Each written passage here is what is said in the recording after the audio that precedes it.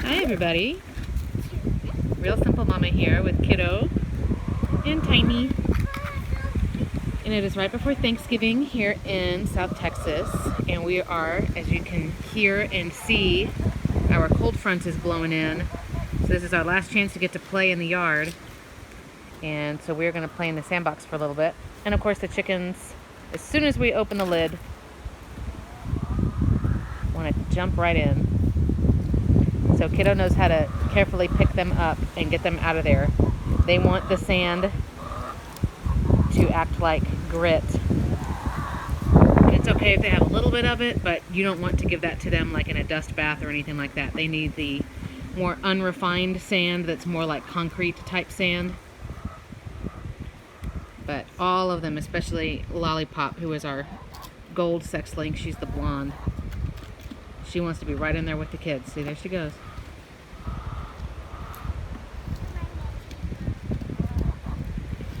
And we have been handling these chickens since they were less than a week old. We bought them at Tractor Supply for like $2 a piece. And they heard the kids' voices every day. We actually kept the brooder. There's a window seat right in there. That's our living room. And that's where we kept the brooder. You could see my other videos and my articles about bringing home the chicks and what you need to do to get ready and how much it costs and how we decided to handle it. We did not want our girls as chicks to just be like in the garage or something. We wanted them to see natural light, natural cycles, you know, hear the birds that were outside and things like that, because they're going to be eventually living in your yard. Dottie, she talks all the time. So the birds are very, very used to our kids. Now Tiny, she just turned 2, and she wasn't even 2 when we got our chicks. She was not allowed to handle them until they were a bit older. But Kiddo has experience working with farm animals, and so we taught him how to hold the birds. And as you can see, because they were handled every day, they are like pets. They are not afraid of our children at all. They're not afraid of our dogs either. They're wandering around back there, but I have that Sadie. She is like a lab blue heeler mix, we think. She was adopted. She's about 55 pounds. And then our Corgi, Einstein, back there is about 35 pounds. Our chickens, as you can tell, Callie, she does not care. But this was just to show you that if you treat your chickens like pets, they will be great with your kids.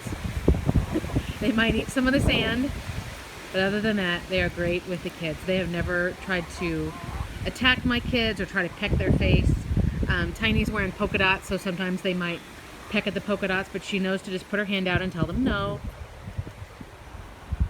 But it's just a beautiful, sunny, it's getting chillier day out here, and I wanted you to just see how our chickens interact with our dogs and with my children. That's one problem with having backyard chickens. If they don't get along with your family and your other animals, obviously we don't have a whole bunch of acreage, so if it didn't work out, then the chickens would be the first to go. But we handle them every day, we talk to them every day.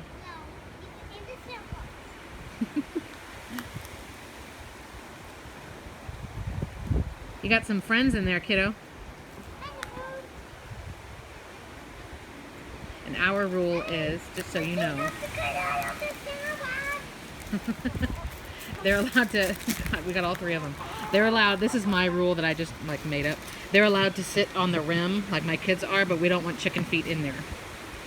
And that's just to help prevent any poop from getting in there. So see, right now, their little chicken butts are hanging over the side. So if they poop, it won't go in the sandbox.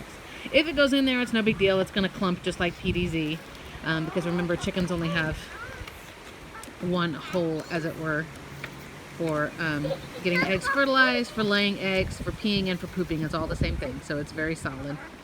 But still. Hey, you better get Lollipop out of there. She's moving in on you. Really gently. Remember how to pick her up.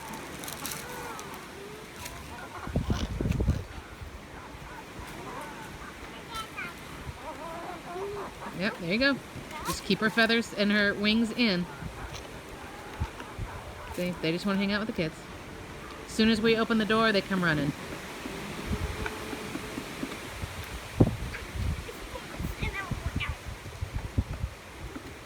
It's windy, huh, Tiny? It's windy. Oh my goodness. 1, 2, 3 chicken butts.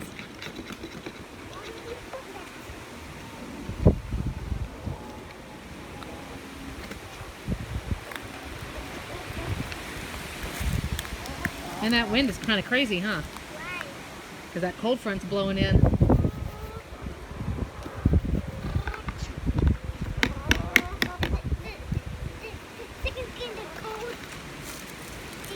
Well, remember, they know how to puff up their feathers, right? To make the warm air pockets. So their feet and legs can get cold, but they'll be okay. Even if we have lots of snow, then they'll be okay. All of the bugs are in there. You put all the bugs in there? This bug. Okay, let's show everybody what you're playing with here. Make sure Mama doesn't fall in a hole right here. Why? So they've got a strainer, they got big old trucks, and then we've got some plastic bugs we put in there. There might be tiny little bugs in here, like spiders, little house spiders, or roly-polies, or ants that the girls might be going after. But if you do have a sandbox, even if you don't have chickens, and this is like totally random, but make sure you keep it covered. You don't want wild animals from your neighborhood, whether it's feral cats or squirrels or anything. You don't want them getting their droppings in there, because that can be really bad news for your children. Uh-oh. Callie's going to start digging in your sandbox. This one, Callie? Yeah. Why? Look at this. Look at these birds. Look at you birds.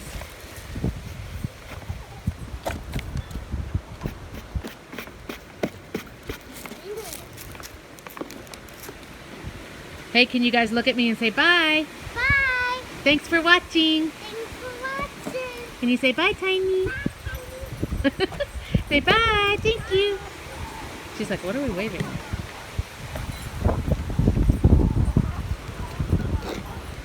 Thanks for watching, everybody. I'm Real Simple Mama. I appreciate you subscribing. Leave questions or comments or suggestions, and I will get back to you within 24 hours. I will help you out with anything that I can.